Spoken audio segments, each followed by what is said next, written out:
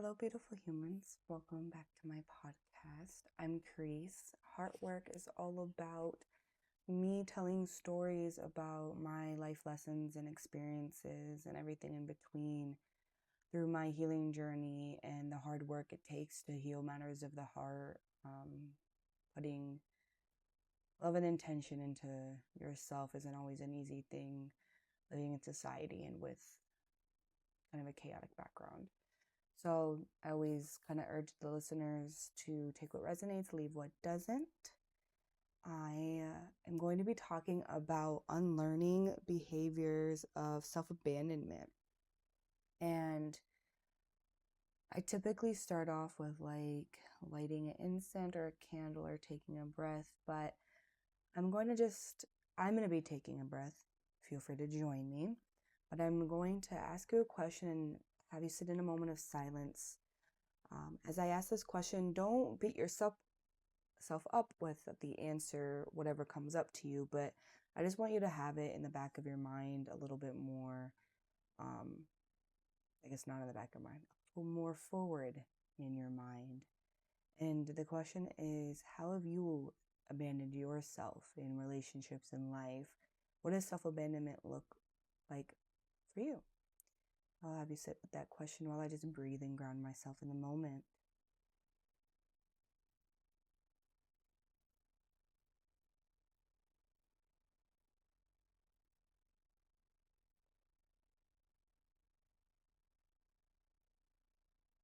All right, wonderful. So, I trigger warnings. I'm just gonna say all because I've had this planned out for so long in my head, but I do everything like just raw, live essentially. And so even my introduction, I thought I had it perfect in my head and then the words just didn't work. So trigger warnings, all of them, but let's just say for sure, maybe we'll talk about abuse in all forms, maybe drugs, addiction, toxic relationships. So yeah, listener discretion advised if anything like that triggers you. And now, I just wanted to say, I think there's something super magical about my first actual episode. The pilot episode was on February the 13th, and it was a Friday. And although people think Friday the 13th is some scary, I'm blanking out on the word, like bad, evil day, it's actually not. It is divinely feminine, and that's why the patriarchy painted it to be ugly. 13th is a really powerful, you can just look it up, the power of Friday the 13th for women in general. And 13 is an amazing number. Friday is the planet of Venus. It's aligned with love and beauty and all things of that. And now my actual real episode story is on March 13th, on a Friday as well. And this one is really honestly my first story. My pilot is just me, yapping about what I'm going to be talking about. And then my kind of spiritual awakening story was just to set the ground of who I am and why I'm doing all of this. So this one's my first real one. We should probably jump straight into it because I feel like I've been just extra yapping for no reason. I suppose it's a reason to me, but anyways, so I talked about my spiritual awakening and how it started when I was 11. And I kind of just went from there researching and discovering all of the propaganda and conditioning and all things quantum physics and psychology and philosophy, everything. And doing that at such a young age, but also just being the only one in my family doing that, I was very isolated, meaning I had an island, a well curated island where I was regulating, where I was healing, where I was growing, I was evolving and learning. And I could go to other people's islands, but people could not go to my island. So it was very isolating, very lonely. And in general, as humans, we are a communal species. And I still do to this day, but in a different way, but crave connection, right? I crave someone to be able to stand in front of me, co-regulate with me, meet my emotional needs, which is to meet me, hold me, and see me. My dog is barking. It's not typically a barker, so I will be right back. And yeah, as I was saying, I mean, in general, we're humans. All of us get lonely and want connection and someone to meet us where we're at. I've realized now that people can only meet others how deep they've met themselves, and I've met most all parts of me, good, bad, light, dark, heavy, light, whatever it was. I've met myself. I've looked at the woman in the mirror and all versions of herself, all subpersonalities, and it goes against the grain in society for a lot of reasons. And I love myself. I love myself deeply. I love myself immensely, wholeheartedly, every part of me. Yet something that I didn't realize for me was self-abandonment. Was I loved myself so much that I knew I'm a very ambitious person. I have goals, I have dreams, I have aspirations. I know who I am and know what I'm meant to do, and I know that I'll get there.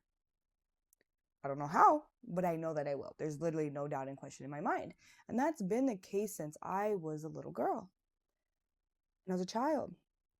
And because I know this so confidently,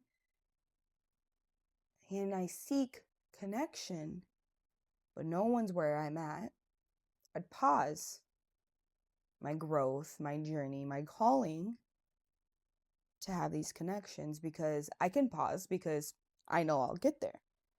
So does it really hurt me? No, because I can be there for someone. I can enjoy company, connection, compassion with another human being.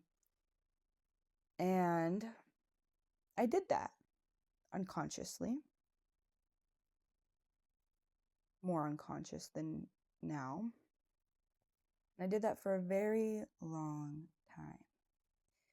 And now someone who I'll probably talk about a lot because I was in a relationship with my first ever boyfriend off and on for I think 3-4 years. And I've looked at astrology and just knowing our relationship, definitely a karmic partner, but not nearly as powerful as the one that I was just ended coming up a year now. We're gonna call him Basil because he loved to cook a lot. And to kind of talk about really quickly on how Basil even came into my life. I worked at a restaurant job and I was there for about a year. And was in 2022. My abuser actually got out of jail early that year and died in June of 2022.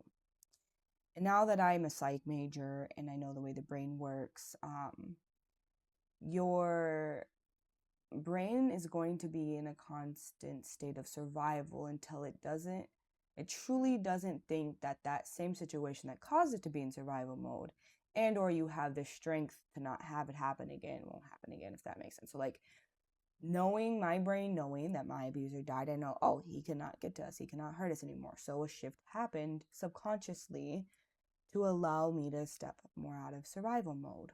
Or let's say you like another abuser's or sorry, another survivor's abuser doesn't die, but they just have built enough tools and resources to never allow that to happen again. They would be able to step more out of survival mode. So that's like a actual psychological thing. Um, and I was doing mushrooms too with my friend at the time as well, which probably was part of the help to heal. But um, this friend of mine was really refreshing in the way that I never told anyone about my first abuser. I mean, I didn't tell anyone about any of my abusers or just anything that happened. Maybe ever so often, and if it came up in like a group, I'd be like, yeah, I was raped. Yeah, I was 5. Yeah, it happened through I was 8, couple years, just like, haha, yeah, that happened. Yeah. But it never like was anyone who really mattered or would sit down and be like, let's talk about this. And my family, I mean, they still to this day haven't put an ounce in working on their childhood trauma and facing themselves. And I don't know. They don't walk the same path as me. They walk the easy path, the basic path, the one placed on us by society to keep us small. And I felt, what's the point in telling them? I've done so much work since I was 11 healing this, and they're not going to help me. They're not able to help me, even if they wanted to. But my friend was like, you should tell them. My friend is Muslim. She's not my friend anymore, but she's Muslim, and her sexual assault was from a cousin. And she even said, like, when I told my family, they said I was a liar and that I was breaking the family apart for no reason, and they just belittled all of that I went through, and I still don't regret telling them. And I think you would grow so much by telling them and heal so much by telling them. I'm like, yeah, whatever. Well, eventually I'm like, okay, I'll do it. My mom at the time was lying to my pregnant sister, and I wasn't comfortable telling my mom. I wasn't comfortable telling anyone but my sister. My sister always was like my rock growing up. She was the most motherly figure I had growing up. She was my everything. I mean, when you are unlike anyone in your family and your family was the cause of your major traumas, you push people away at a certain extent, right? Like, I'm a disorganized attachment style. I kept them at arm's length, but my sister was always the closest arm, lengthwise in my life. But my mom was lying to my sister something about like getting a house, and I don't know, she was just lying to my sister because my mom's a liar. But she convinced me she was lying to my sister because she couldn't handle this truth because she's already having a bad pregnancy and she doesn't want to cause extra stress on the baby and her. And in my head, I'm like, oh man, I gotta tell her something like even more serious than what the hell you're lying about. So I shouldn't tell right now. And I'm hanging out with my sister. She's obviously able to tell something's wrong, and I tell her like I'll talk to you later about it. Like it's not right now. And she's just like, what is it about? And I'm like, it's just about Louie, like it's not a big deal. And I'll tell you later. And she's just like, he raped you, didn't he? She took the words out of my mouth. Because everyone knew, pretty much in my family. And they knew, but they didn't want to face it because they don't, again, want to face anything. And it was on her birthday. It wasn't intended. But anyways, this isn't about this. We'll probably one day go deeper into that. But November 5th. And oh, mind you, so this happens in November. Basil started working at the restaurant that I work at in 2022 of like September, I think, and I didn't really honestly pay any mind. And so all of a sudden, like, I remember he kind of existed like late October, like close to Halloween is when I was like, oh, you exist, you're a person, right? Because our retention really sucks. So I stopped making friends with people until they've been there for at least a few months. And I was also, I think, pretty manic at this point in my life too. And yeah, then all of a sudden I tell my sister, and then November 5th, we hang out after work and we smoke in his car. And I don't know, karmic relationship, just kind of was, in my opinion, destined to happen to get me to where I am at right now. But it was just like, all of a sudden, my life does not involve Basil. And then the next moment, Basil is my entire life and not by choice, really. Because, yeah, so November 5th, I mean, I create my own reality, right? But November 5th, we hung out outside of work. And then November 17th, we went out on a date to get sushi.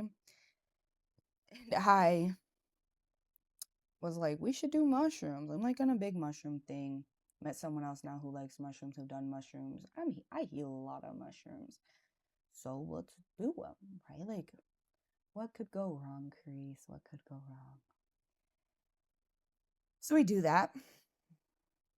We take the mushrooms, and I just remember the sushi and then a few other things, but at a certain point, I like break down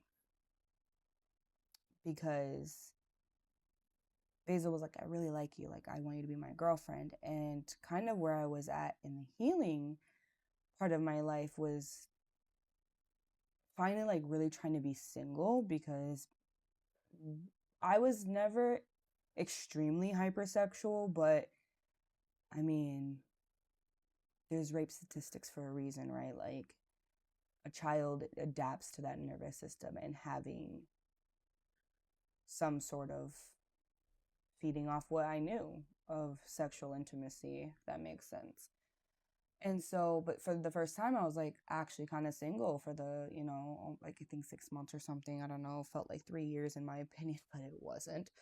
Um, and I didn't want to be in a relationship because I didn't think I was lovable right now. I thought I needed to be more healed to be this different version of myself. And then Basil comes around saying all of the right things, saying that he would love me to be his girlfriend regardless of everything I just spewed. And I like told him, I was like, I'm in a huge healing part of my life. Like, I promised myself to never abandon my inner child again. Like, I'm making big strides, more strides than I ever have. And it's kind of interesting. I'm getting emotional right now because it wasn't that long ago, but it was. Anyways, yeah, so I am just crying and telling him these things, and he's like, I could love you. I'm sure I could. Like, you're amazing, you're beautiful. I want you to be my girlfriend. And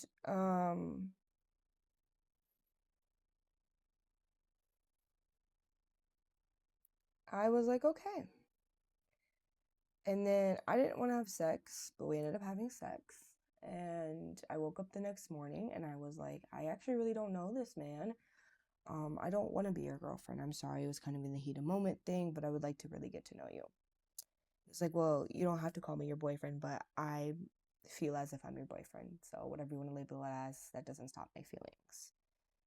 Basically, right after that, he goes to jail for drinking and driving, loses his car for a while, and then I became his, like, it just was so quickly. By January, I was his coworker, his own. I should have started off. He moved from Colorado to Minnesota, because he was a coke addict and wasn't in a good spot for him, and so that's why he moved to get a fresh start, and so he knew no one from Minnesota. um and so I was his coworker, his only friend, his best friend, his girlfriend, his roommate basically already now because I'm his designated driver. I'm everything. And I remember in the beginning not really liking the man, not really liking him, but he loved me down bad. He loved bomb the shit out of me. He treated me like a goddess, worshiped the ground that I walked in. He just poured so much into me, and I'm at this most raw, vulnerable time. I've never been this someone's obsession. He's an addict. I was his substitute. Um, but at the time I was like, I don't trust this, but goddamn, this feels good. And so I kept brushing aside all those bits and pieces that I didn't like. Basil has no aspirations, no goals, no anything.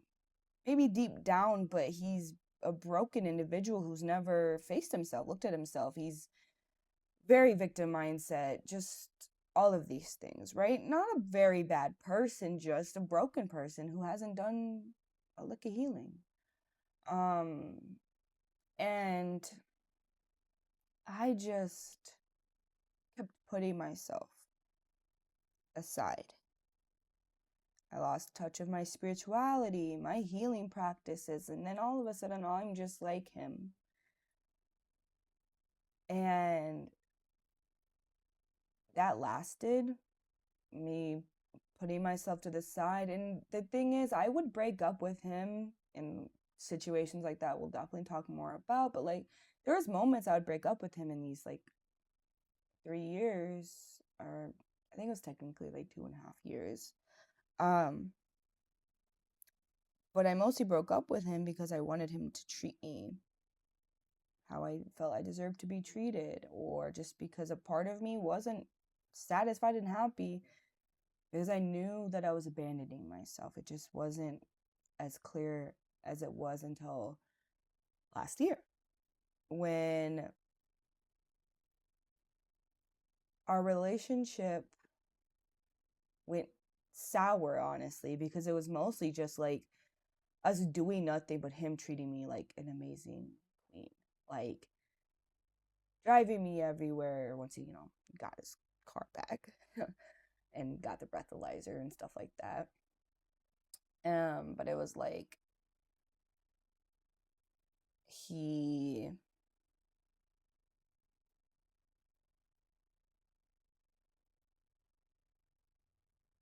had me very engulfed into just whatever his life was and what he wanted to do, which was nothing but smoke weed and work. So that's all we did. I eventually grow tired because I'm who I am is meant to always evolve and grow and prosper, not stay stagnant. So our resentment builds, our relationship kind of falls off, and then he goes to jail again for another DUI. This time, he no longer, just kidding, he did not for a DUI when he went to jail the second time. Didn't he go to jail 3 times? I don't know. But he went to jail again. And then he had to move in with me. My mom kicked me out when I was like 19. So I was living on my own for a little bit. Not that much before his roommate was like on probation and stuff. So it like broke his probation. So, or he was just too worried about breaking his probation or something. So, um, Basil did so many things for me. So yeah, you're my boyfriend. You can stay at my place for a few months. I said, you have 3 months to find a place to live. But Basil treats me amazing, right? Does everything for me. Could get used to this. I also now can afford to go to school with you paying half the rent. He also said that I don't see me now living without you. I think if we weren't to live together, we would just break up because now that I've lived with you, there's no other way. So now we're living together. And I'm a fairly regulated person internally. My internal world is what I had to master regulating because my mom was a hoarder. She was a meth head.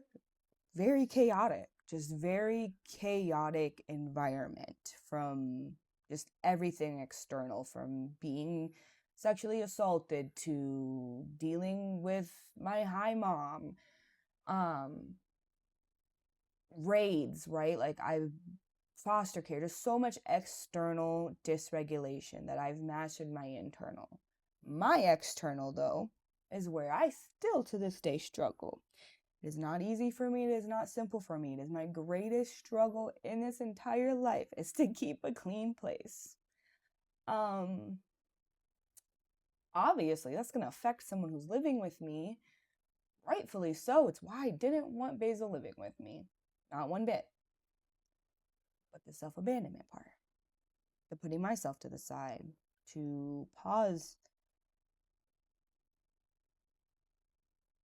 And then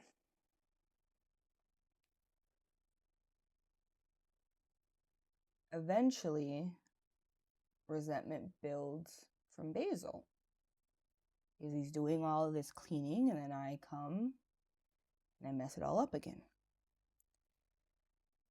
And then all of a sudden, shots start being thrown, and now he goes from love bombing me, treating me amazing, to like subtly verbally abusing me, just like random things. Like I had to become an early bird. I work early shifts now. He's very much a night owl. We used to be together, but now that's not my life. And so I wake up a lot earlier than him. But this one time he wakes up earlier than me, and I go use the bathroom because now it's my time to wake up. And all I do is move the towel that's on the floor from the shower. And he goes, just woke up and already making this place a mess. And I have dealt with this already enough. And I'm like, I'm not taking this. I just woke up. I just moved a towel. It can just literally move it right back. It moved diagonal instead of straight. Like, that's not this serious right now. And I was like, I don't deserve this. Like, what the hell's going on? What's your problem? No problem. You're amazing. You're perfect. You're awesome. You're in school. You do diamond painting. You are crafting. You are amazing. There's nothing wrong. Okay. Then why are you throwing shots? I'm sorry. And the cycle repeats. Shots are thrown. I say, I don't like this. I'm not taking this. What is wrong? Nothing. You're amazing. Nothing is wrong. Something's obviously very much wrong. And it just keeps going. And I said, I'm not doing this anymore. I'm not. You need to move out. Because you might not say something's wrong, but I know you're sick of living like this. And I can't just work on this overnight. Do you think I want to live like this? Do you think someone who has worked so damn hard to heal herself would want to live in a mess like this? No, because it's a reflection of a part of me, right? So clearly I can't snap my fingers and it just be done. I would actually trip the hell out. I had that. I paid cleaners. I would take Adderall and clean for like 12 to 14 hours for like 3 days straight. My entire life, I've been doing stuff like that. And it just goes right back because my nervous system needs slow, steady, consistent steps, right? But you're not getting this. You're not understanding this. You think I can just fix this because a part of Basil was also like, oh, he's really pushing me to do more work. I also was triggering his abandonment wound because I finally decided to kick him out and tell him enough is enough. You need to find your own place. Like, I can't do this anymore. This is my place. It was supposed to be temporary in the first place. Go find your own. So I was triggering his abandonment, and he's a very anxious attachment style, if you couldn't gather that, and also very codependent. Even to this day, I don't think that man has spent longer than 36 hours alone, and that's sickening in my opinion. Actually disgusting. Sorry, not sorry, because that's crazy. Extremely codependent. And I had it. And he moved out and with his mom. And I didn't help him move out because he didn't help me move in and all these other things. And then things seem to be getting slightly better. And then we're on FaceTime and he says some stuff again, basically saying like how gross, grimy, and disgusting I am to live in a space like that. But how I will never change. That's just how I'll always be. I said, I'm done. Basil, I'm done. There's no more us. There's no more this. Because you don't do shit. A goddamn thing. You're going to be in the restaurant field the rest of your life. You are your dad. You are nobody. He does not know who he is. He's a reflection of his dad. And his dad's not someone you would want to be a reflection of. That's why he moved to Minnesota. It was to be away from his dad, but he just became his dad. And I said, okay. A part of me told him I'm going on a date because I knew that if the cycle is going to repeat, right? I break up with him. He says what I want him to say and we get back together. And I said, no, this needs to change. So let me do something that will break him, right? He's a Leo man, hurt his ego. I got a date next week. We're done. We really are done. And it worked. And in that moment, when he was like, you have me fucked up, and I'm like, I'm sorry, I actually didn't mean that. I'm bawling my eyes, I'm crying. I'm like, but you just can't hear me. You don't understand me. You, like, I've just been putting myself aside for so long, and you just think I can just clean my room so quickly, so easily, so efficiently. It's not that simple. You're so mean, whatever this is. Like, we both are just not able to love each other properly. But after that night, and I'm bawling my eyes out, and he obviously can't hear me, right? His ego, and to just, he can't really hear much that I ever said, anything deep at least. And so I just sat there crying, and I was like, why am I crying so much, honestly? Because I've kind of always wanted out. I've kind of always had, one foot in, one foot out. But also, boom, light bulb. Holy crap. I just keep self-abandoning myself. I promise myself not to let my inner child be hurt again. And I've been letting a man do things that hurt my inner child. I've been hurting my inner child. I abandoned myself. And then it was just like, oh, Crease, think of every relationship, every friendship you've ever been in your life. You put yourself on pause, walked away from your goals, your ambitions, and who you really are to join their island.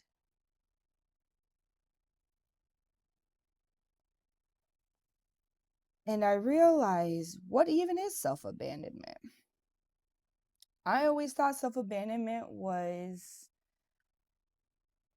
lowering your values, right? I made sure men loved me. All the relationships I went in, they loved me. They didn't know how to love themselves. That's why I never lasted, but they loved me as much as they knew how to love, as much as I knew what love looked like and what it was, but I didn't stand for things. I didn't abandon myself in that way. Good morals, good ethics, to be treated properly and right and fair. And That's what I thought self-abandonment looked like in a woman, settling. But yet I settled because a lot of my self-abandonment comes from the fact that I think I can pause myself until someone else gets to where I'm at and we can go from there together. And I learned so many things from that relationship. And that's why Basil would be a big topic, because that was like even just something small in the grand scheme of everything that I learned. And I realized I'm abandoning myself for people's potential, for what I could imagine them to be, the best versions of themselves. And they might not ever be that version of themselves, because that's what I see, not what is meant for them or what they see in themselves.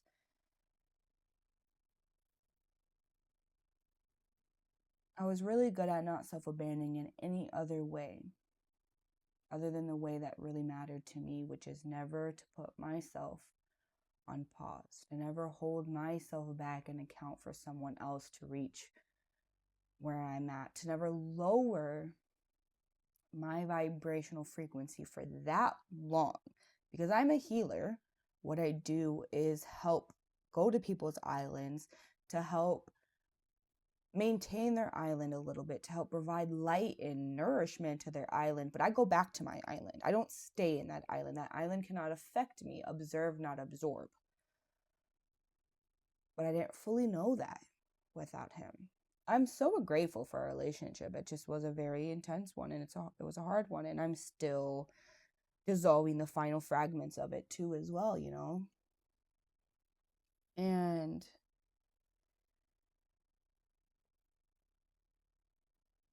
I asked myself, where have I abandoned myself? What does self-abandonment look like for me? Plenty of times when I did a lot of shadow work, especially, and it never looked like this.